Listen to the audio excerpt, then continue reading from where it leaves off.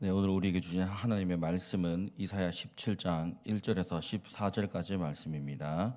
구약성경 986쪽에 있습니다. 이사야 17장 1절에서 14절까지 말씀입니다.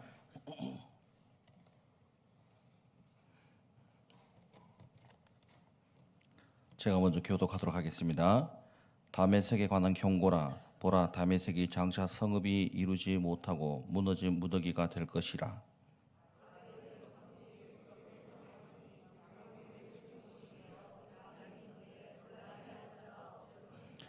에브라임의 요새와 다메섹 나라와 아람의 남은 자가 멸절하여 이스라엘 자손의 영광같이 되리라. 만군의 여호와의 말씀이니라.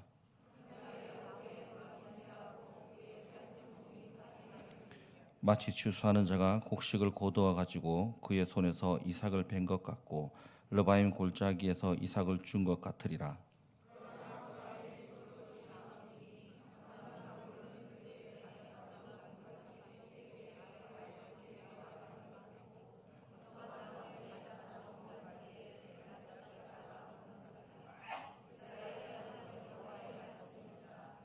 그날에 사람이 자기를 지으신 이를 바라보겠으며 그의 눈이 이스라엘의 거룩한 이를 뵙겠고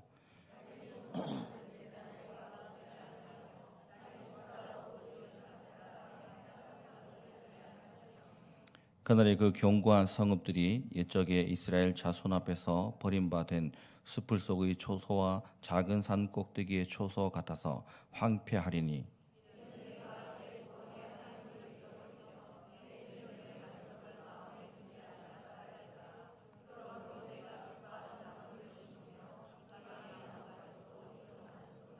내가 심은 날에 울타리를 두르고 아침에 내 씨가 잘 발육하도록 하였으나 근심과 심한 슬픔의 날에 농작물이 없어지리라.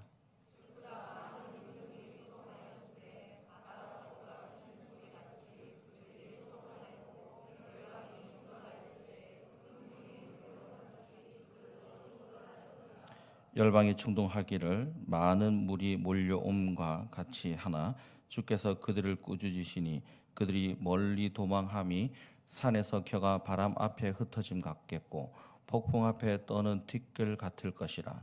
보라, 저녁에 두려움을 당하고 아침이 오니 전에 그들이 없어졌나니 이는 우리를 노력한 자들의 몫이요 우리를 강탈한 자들의 보응이니라. 아멘. 인사하시겠습니다. 잘 오셨습니다. 은혜 받읍시다.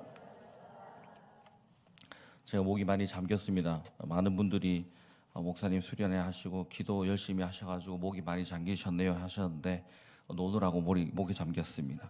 밤새 놀다 보니까 피곤해서 목이 잠겼습니다. 기도회 저희 오래 하지 않았습니다. 오해하지 마시고 너무 거룩하게 보지도 마시고 잘 놀다 왔구나라고 생각해 주시면 되겠습니다. 미리 이 말씀 드리는 게 찬송이 이렇게 높은 줄 몰랐습니다. 목이 너무 아파가지고 설교 끝나고 찬송 한 곡 더 있는데 여러분 그러려니 해주시면 감사하겠습니다. 설교 전에 오늘 우리가 흔히 드라마에 대한 이야기를 잠깐 해볼까 합니다. 요즘에는 이런 드라마가 잘 안 나옵니다. 아마 제가 드라마를 안 봐서 그런지도 모르겠지만 제가 국민학교 시절, 초등학교 바뀌기 전에 국민학교 시절에 비슷한 내용의 드라마들이 되게 많았습니다. 남자 주인공, 여자 주인공이 있는데 남자 주인공은 고시 준비하는 고시생입니다. 고시원에 살면서 옷도 맨날 똑같은 거 입고 돈이 없어서 이렇게 배를 굶고 있고 흔히 말하는 찌질하게 살아갑니다. 그런데 신기하게도 이런 남자친구에게 여자친구가 있습니다. 이 여자친구는 공장을 다니거나 회사를 다니면서 열심히 자기 남자친구를 뒷바라지 해줍니다. 남자친구의 성공을 위해서 시험 합격을 위해서 옷도 사주고 밥도 사주고 때로는 용돈도 지어주면서 물신양면으로 도와주고 있는 장면으로 드라마가 시작을 하죠. 그런데 이 남자친구가 사법고시에 합격을 합니다. 흔히 말하는 검사, 판사, 변호사가 될 수 있는 그때 당시 제가 어렸을 때 어떤 성공의 한 가도 중에 하나였죠. 그리고 이제 고생 끝 행복 시작이면 됩니다. 그런데 여기에서 남자가 자기를 도와준 여자친구가 아닌 다른 여자를 만나죠. 검사가 돼서 어떤 어느 회사의 대기업 회장님의 딸을 만납니다. 여기까지가 월화 드라마 16부작 중에 2부작까지의 내용이죠. 나머지 14부작은 복수하는 내용입니다. 그런데 우리는 그 드라마를 끝까지 봅니다. 왜 볼까요? 어떻게 복수하는지 너무 궁금한 거고, 복수를 준비해가는 그 과정이 보는 우리로 하여금 재밌게 만들죠. 그리고 마지막 15부작, 이제 월화 드라마 월요일, 여기에서 여자친구가 복수의 준비를 다 합니다. 그리고 마지막 화의 시청률이 엄청 올라가죠. 이제 어떻게 복수하는지를 보기 위함인 것입니다. 근데 이런 드라마가 제가 가만히 보니까 사람이 그런 것 같습니다. 사람의 마음이란 게 먹고 살만 하면 나한테 잘해줬던 거, 은혜를 잊어버리고 내가 어느 정도 기반이 생기면 내가 마음이 가는 곳으로 가고 의지하려고 하는 것이 인간이라고 하는 존재인 것 같습니다. 그래서 인간이 배신하고 그 대가로 복수하려는 것을 바라보면서 우리는 통쾌함을 느끼려고 하죠. 우리 흔히 말하는 배응망덕한 놈이기 때문이죠. 그래서 그 배응망덕한 놈에게 복수하는 것에 대해서 우리는 통쾌하고 그 방법들이 차근차근 진행나가고 계획되는 것에 기대감을 가지고 있습니다. 그런데 오늘 우리가 17장을 읽었습니다. 이사야 17장을 읽었는데 복수와 돌이킴, 하나님은 복수가 아니라 돌이킴을 우리에게 주려고 합니다. 그런데 유사한 공통점은 복수를 당하는 사람이나 하나님이 돌이키려고 하는 사람이나 둘 다 배신을 했다는 것인데, 인간은 복수함으로 그 사람을 무너뜨리려고 하지만 하나님은 돌이킴을 통해서 다시 살려내려고 합니다. 둘 다 고통이 있습니다. 둘 다 당하는 사람은 아프다는 거죠. 그러나 결과는 다른 것입니다. 죽이느냐 살리느냐에 대한 이야기가 인간의 이야기와 하나님의 이야기는 다르다는 것입니다. 오늘 이사야 17장에는 다메섹과 북이스라엘에 대한 하나님의 심판이 나오고 있습니다. 하나님께서는 자기 언약 백성이 하나님이 떠나는 것을 하나님을 떠나서 다른 것에 의지하고 있는 것을 흔들고 있습니다. 이스라엘이 의지하고 있는 여러 것들을 흔들어 버리고 그 흔드는 것을 의지하는 것을 모두 흩어버리시고 하나님만 바라보도록 하게 만드는 것입니다. 그래서 하나님은 우리가 하나님보다 더 의지하는 것을 앗아가시고 흔드는 것을 우리는 잘 알고 있습니다. 그러나 문제는 우리는 마치 그 남자 주인공과 같다는 것이죠. 무엇이 나에게 잘해줬고 내가 어떻게 보답을 해줘야 되고 은혜를 갚아야 되는지 알고 있지만 우리의 현실은 그것보다 지금 내가 가지고 싶어하는 것과 내 인생의 좋은 것들에 향해 눈을 돌리고 있습니다. 그것에 대해서 하나님은 가만두지 않는 것입니다. 죽이기 위해서가 아니라 살리기 위해서입니다. 그 이야기를 한번 보려고 합니다. 1절에 보시면 다메섹에 관한 경고라. 보라, 다메섹이 장차 성읍을 이루지 못하고 무너진 무더기가 될 것이라 라고 기록되어져 있습니다. 다메섹은 강력한 성읍이었습니다. 북이스라엘 에브라임은 하나님을 의지하기보다 아람과 손을 잡고 자신들의 안전을 정치적으로 만들어 가려고 하고 있습니다. 그런데 자신들이 의지하려고 하는 그 다메섹에 대해서 하나님이 다메섹이 무너지고 에브라임의 요새도 사라질 것이라고 말하고 있습니다. 그리고 4절에 이렇게 말하고 있습니다. 그날에 야곱의 영광이 쇠하고 그의 살진 몸이 파리하리니 라고 말하고 있습니다.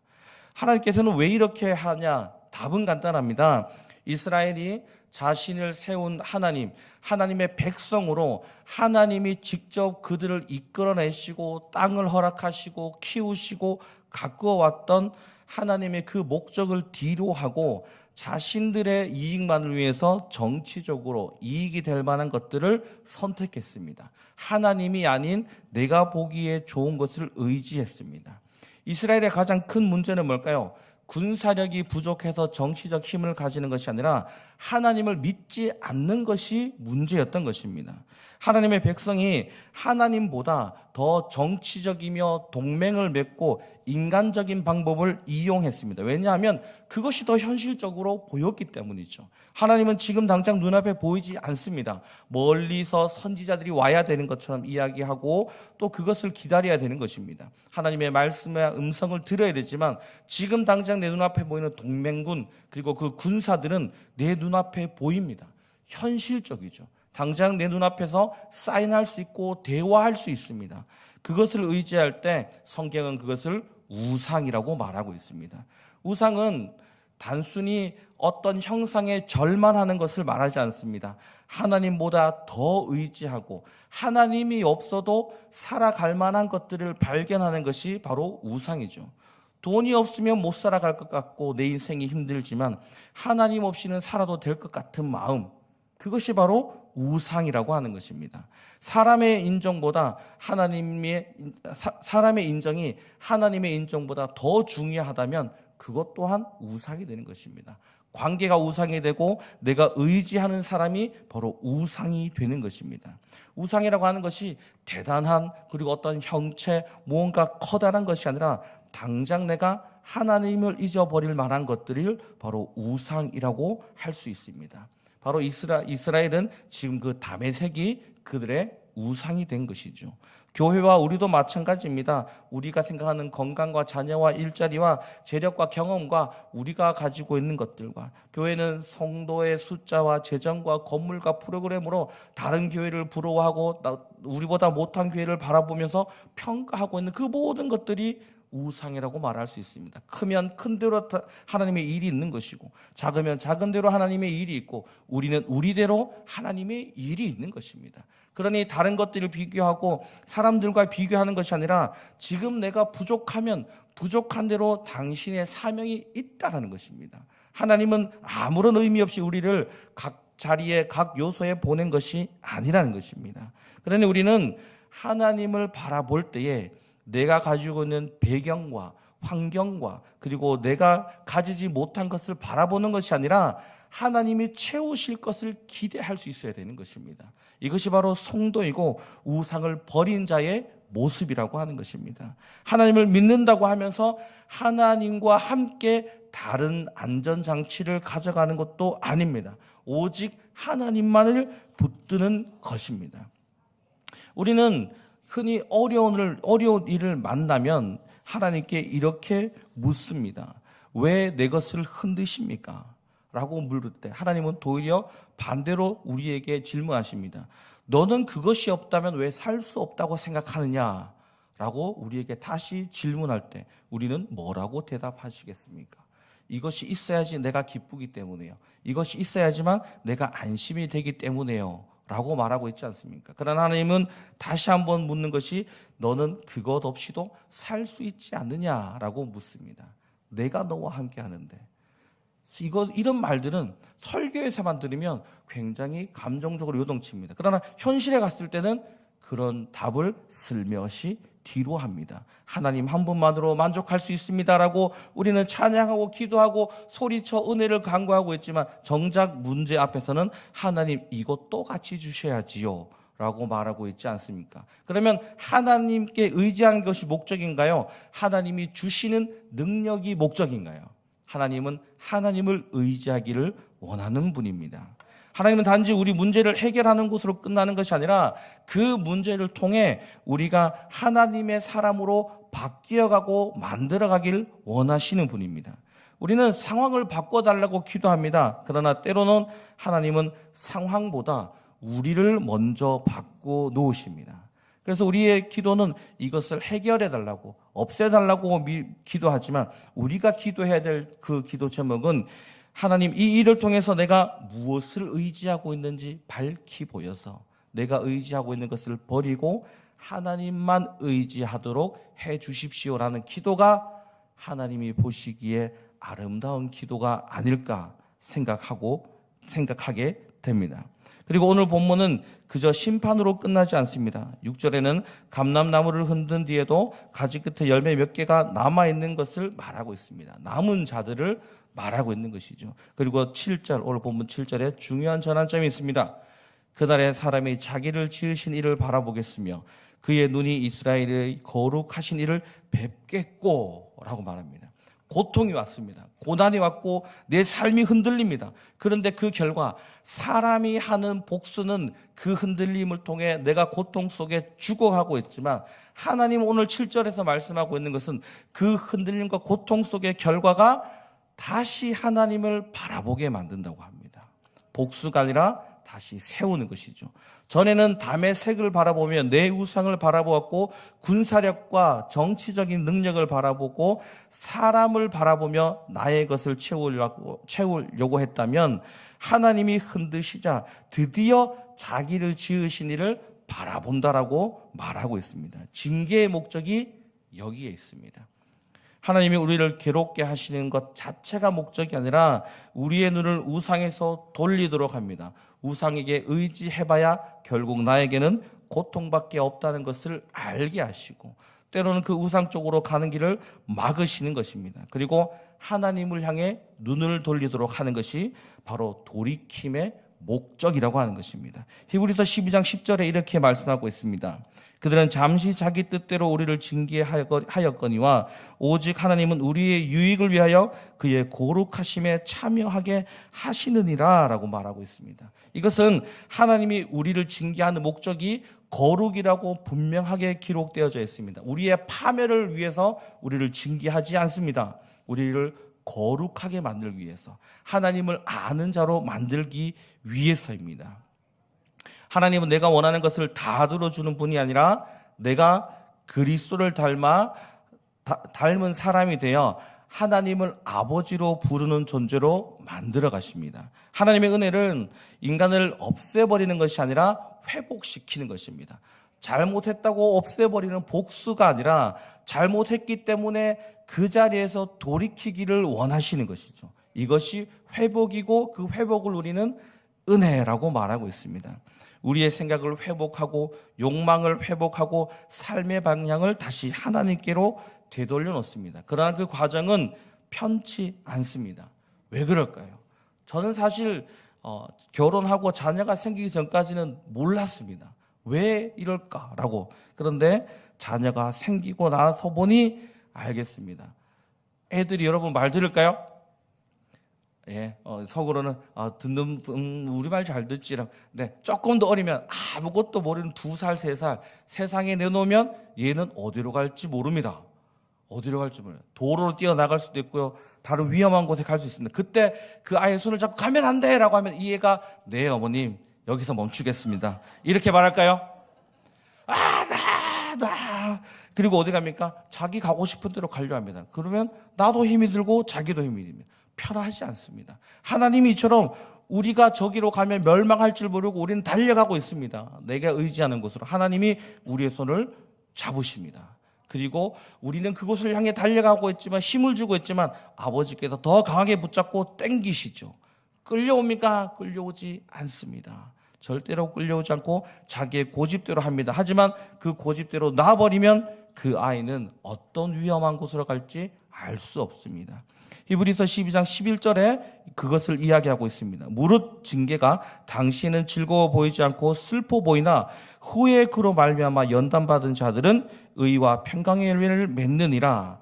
여기도 중요한 말은 후에입니다. 후에, 뒤에입니다. 지금은 아픕니다. 지금은 내가 가고 싶은 곳으로 가려고 하는데 부모님이 손을 붙잡고 있는 것이 이해가 안 됩니다. 왜 내 마음대로 못하게 하는가라고 그 어린아이들은 생각할 수 있습니다.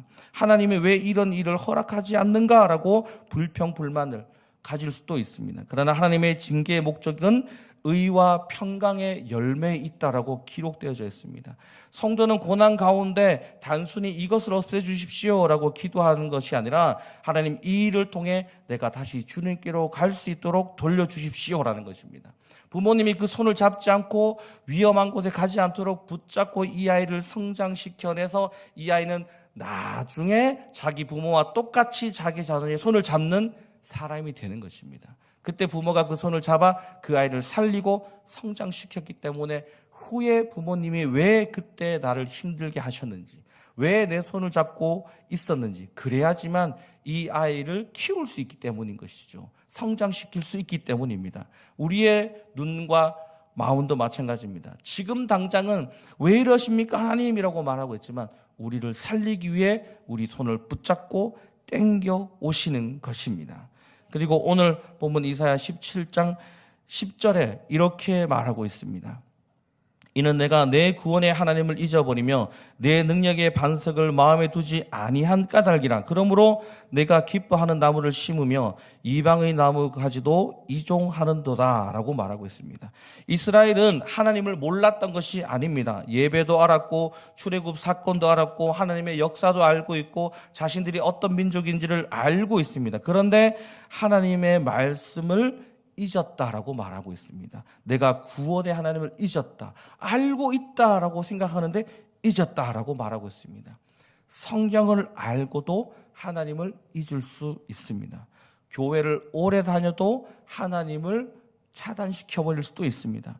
예배를 드리면서도 우리의 삶은 월요일부터 토요일까지의 삶은 하나님 없이 살아갈 수 있는 것처럼 생각할 수 있습니다. 이것을 어떻게 알 수 있을까요? 무슨 일이 생겼을 때 내가 제일 먼저 무엇을 찾는지를 보면 됩니다. 사람부터 찾으시는지, 돈부터 찾으시는지, 내 경험과 방법부터 찾으시는지, 아니면 다른 어떤 수단들이 내 머릿속에 돌아가고 있습니까?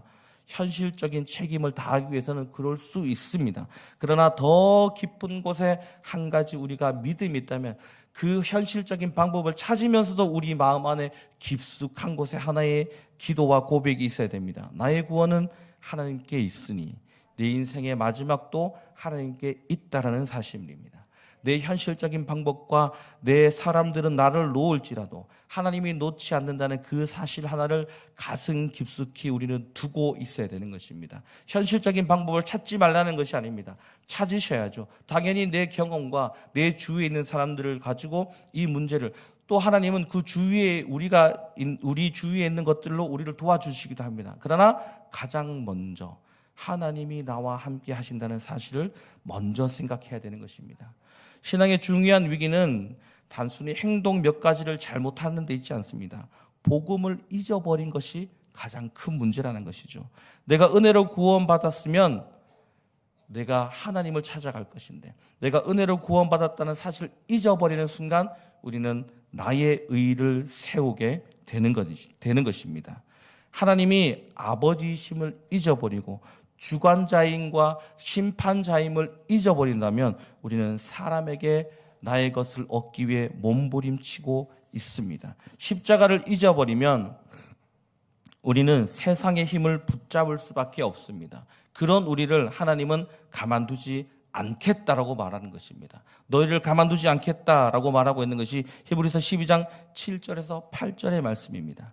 너희가 참으면 징계를 받기 위함이라 하나님이 아들과 같이 너희를 대우하시나니. 하나님이 아들과 같이 우리를 대우하고 있습니다. 어찌 아버지가 징계하지 않는 아들이 있으리요? 징계는 다 받는 것이거늘 너희에게 없으면 사생자요 친아들이 아니니라 라고 말하고 있습니다. 요즘 현대라고 말하기도 좀 그래요. 요즘 최근에 자녀를 키울 때 사회적 문제가 발생하고 있습니다. 요즘 유행하는 말이죠. 박탈감을 느끼면 안 된다. 자녀를 키울 때 선생님들, 학원, 모든 곳에 부모님들의 부모님들이 전화해서 피드백하고 부모님들이 컴펌 을고 부모님들이 막 전화하는 이유가 뭘까요? 우리 자녀는 혼내실 때 큰 소리로 혼내시면 안 됩니다. 박탈감을 느끼거든요. 운동회 할 때 승리하는 팀과 패배하는 팀이 있으면 안 됩니다. 운동장에 축구 못하게 해주세요. 누구는 축구하고 우리 애들은 축구 못하는데 박탈감 느끼지 않습니다. 이렇게 자녀를 키우는 것은 아닙니다. 그것은 성경에서는 그렇게 키우면 사생자 같다고 합니다. 징계한다고 말하고 있습니다. 잘못을 잘못됐다고 말하고 고통을 때로는 주어서 잘못된 길로 가는 것을 막습니다. 여기서 징계라고 하는 단어는 우리 흔히 들어본 단어입니다. 파이디온이라는 단어를 여러분 아실 겁니다. 주일학교 사역하는 파이디온이라고 하는 곳이 있습니다. 어린이라는 뜻이죠. 자녀라는 뜻입니다. 여기에서 파생된 단어입니다. 파이데이아라고 하는 단어인데 징계를 하는데 자녀 만들기라는 뜻을 징계라고 번역했습니다. 근데 단순히 자녀를 얘기하는 것이 아닙니다. 자녀된 자를 자녀답게 만들 때 파이데이아라고 합니다. 저기 멀리 있는 자녀 아닌 애한테 징계하지 않습니다. 이미 내 자녀이기 때문에 자녀답게 만드는 것을 파이데이아, 아버지의 마음으로 자녀를 만들 때 쓰는 단어가 바로 이 징계입니다. 그러니 우리는 징계받는 것이 우리가 하나님의 자녀이기 때문에 하나님은 우리가 삐뚤어지는 것을 가만두고 보지 못합니다. 매를 들고 회초리를 들고 바른 길로 가도록 인도하고 있습니다. 우리는 어려움을 만나면 이렇게 기도하죠. 왜 나를 버리셨습니까? 당신 도대체 어디 있습니까? 라고 괴로워하고 있지만 히브리서는 반대로 말하고 있습니다. 하나님이 너를 아들로 대하고 있기 때문에 지금 네가 선 자리에서 돌이키를 원하기 때문에 고통스럽게 하신다는 겁니다. 네가 지금 죄를 짓고 우상을 섬기고 잘못된 길로 가 있을 때 네가 평안하다면 너는 버린 자다라고 말하고 있는 것입니다. 그러나 하나님은 성경은 히브리서는 말하고 있습니다. 네가 신앙생활을 하는 가운데 네 인생에 힘든 것이 있느냐? 하나님이 너를 지금 돌이키고 있다라는 것입니다. 고난을 사용하여서 저기는 접근도 못하고 얼씬도 못하게 만들어내는 것입니다. 저는 이 장면을 볼 때 전기철조망이 생각났습니다. 아주 중요하고 소중한 동물인데 여기서만 보호해야 되는데 힘이 너무 센 동물인 거죠. 일반 철조망은 뚫고 나가버리는 거죠. 근데 뚫고 나가버리면 이 동물은 죽을 수밖에 없는 거예요. 고심하고 고심하다가 전기 철조망을 만들어 놓은 겁니다. 근데 여기에 닿으면 전기가 통하는 거죠. 동물이 너무 힘들죠. 그런데 어느 순간에 이 고통을 통해 저기는 가면 안 되는구나 라는 것이죠. 순간적인 고통과 고난이 있습니다. 그러나 그 고통과 고난을 통해 저기는 가면 내가 죽는구나 라고 해서 안전한 곳에 머물도록 만들어내는 것입니다. 하나님의 고통을 통해 하나님 안에 머물러 하나님의 은혜를 바라보게 하시기 위해서 때로는 우리에게 고통이 징계가 있는 것입니다. 그런데 여기서 반드시 기억해야 될 것이 복음입니다. 그리스도 안에 있는 성도에게 하나님의 징계라고 하는 것은 정죄가 아닙니다. 왜냐하면 궁극적인 죄의 형벌은 이미 예수 그리스도께서 십자가에서 담당하셨기 때문입니다. 로마서 8장 1절에 보시면 그러므로 이제 그리스도 안에 있는 자에게는 결코 정죄함이 없나니 그리스도께서 우리의 저주를 다 받으셨습니다. 우리 받아야 될 심판을 다 담당했습니다. 그러므로 성도를 향한 하나님의 손길은 우리를 정죄하기 위해서 매를 드는 것이 아니라 우리를 파멸하기 위해서 재판관의 손으로 우리를 멸하는 것이 아니라 우리를 바로잡기 위한 아버지의 손이라는 것입니다. 우리는 흔히 고통당하면 우리가 정죄받는다고 생각합니다. 이미 끝났습니다. 이미 우리는 하나님의 아들과 같은 자들이 되었습니다. 그러므로 우리의 고통과 매를 우리를 없애버리기 위한 것이 아니라 바로 세우기 위함인 것입니다. 인간은 복수를 합니다. 하나님은 돌이키시는 것이죠. 이것을 조금 더 우리가 흔히 알고 있는 단어로 쓴다면 심판과 징계라고 말할 수 있습니다. 재판관의 형벌, 심판은 정죄를 위한 것입니다. 그러나 아버지의 징계는 자녀를 회복하기 위한 것입니다. 그러니 우리는 하나님의 징계를 만났을 때 하나님 왜 나를 버렸습니까? 라고 말하기보다 하나님 나를 지금 바로잡고 계시는구나 라는 것입니다. 복수는 절망을 낳습니다. 징계는 소망을 품게 하는 것이죠. 하나님이 보시기에 나는 또 얼마나 더 큰 사람이 될 것인가 라는 것에 대한 소망을 가지게 되는 것입니다. 이것이 바로 은혜라고 하는 것입니다. 우리는 뛰쳐나가려고 합니다. 우리는 손을 뿌리치고 지금 당장 내 눈앞에 있는 좋은 것들을 향해 달려나가고 있습니다. 마치 어린아이와 같이 비유하자면 아이스크림을 향해 달려나가고 싶습니다. 그런데 그 아이스크림 먹으면 어떻게 될까요? 저처럼 된다는 걸 저는 너무 잘 알고 있습니다.